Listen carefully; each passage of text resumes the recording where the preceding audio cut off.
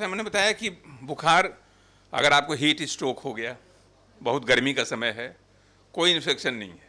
गर्मी के समय में आप गए बाहर में जहाँ काफ़ी गर्मी पड़ रही है, हीट पड़ रहा है और आपका बाहर मतलब पसीना कम चल रहा है, तो आपको हीट स्ट्रोक हो गया। हीट स्ट्रोक हो गया मतलब कि 104 डिग्री बुखार, 105 डिग्री बुखार, और अचानक आपको कभी कभी डेथ भी हो जाता है, तो वो भी सिंपल है।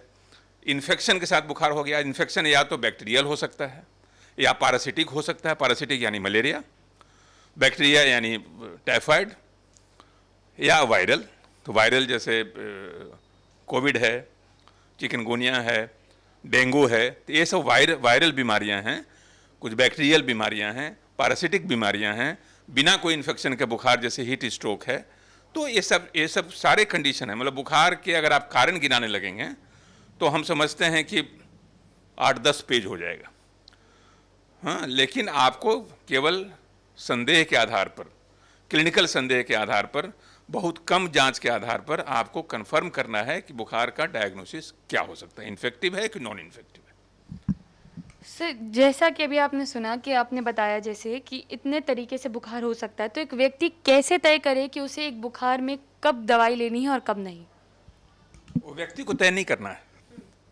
इसलिए अगर आपका बुखार 48 घंटा से ऊपर चला गया और पैरासीटामोल के बाद भी नीचे नहीं आ रहा है, तो एक कुशल चिकित्सक की सलाह तो लेनी पड़ेगी, कुछ जांच का सहारा लेना पड़ेगा।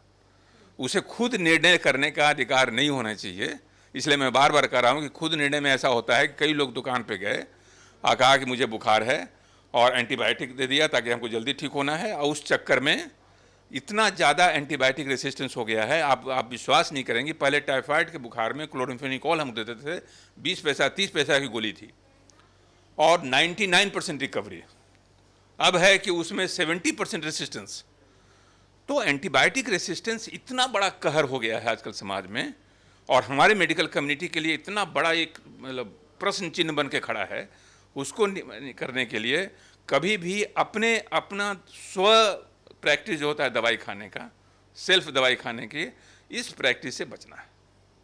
तो आपके चैनल से मैं ये संदेश देना चाहता हूँ कि कोई व्यक्ति खुद से दवाई खाने की आदत न डाले, एक अच्छे चिकित्सक से परामर्श लेकर के दवाई खाने का कोशिश करें। डॉक्टर साहब ने ये तो बता दिया कि दवाइयाँ खुद से नहीं लेनी है, लेकिन अगर घरेलू इलाज की बात की जाए तो बुखार को हम लोग कई घरेलू नुस्खों से ठीक कर सकते हैं? घरेलू नुस्खे तो अब जैसे हीट स्ट्रोक है, तो हीट स्ट्रोक है तो उसमें मरीज को अगर बहुत ज़्यादा बुखार हो गया गर्मी के समय, उसको आप नहला दें, पानी से नहला दें। हाँ, कुछ ठंडा का इस्तेमाल कर दें, वहाँ कमरे में एसी वगैरह चला दें ताकि ठंडा का माहौल हो जाए। पैरासीटामोल तो घरेलू इलाज नहीं हो, तो आपके यहाँ भी जो है बिल्कुल जो है वो चला सकते हैं। लेकिन पैरासीटामोल का पहला शर्त ये होना चाहिए कि उसे कंटिन्यूअस देना है। ऐसा नहीं कि जब बुखार आ जाए तो आप पैरासीटामोल दे दिए, तो शुरू के 2-3 दिनों तक लगातार 8-8 घंटे 6-6 घंटे आपको पैरासीटामोल देते रहना है।